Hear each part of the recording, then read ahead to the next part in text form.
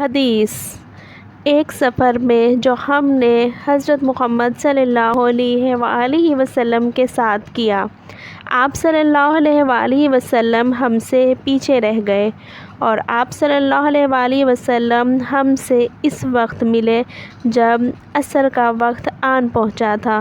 ہم جلدی جلدی وضو کر رہے تھے، بس پاؤں کو خوب دھونے کے بدلے ہم یوں ہی سا دھو رہے تھے۔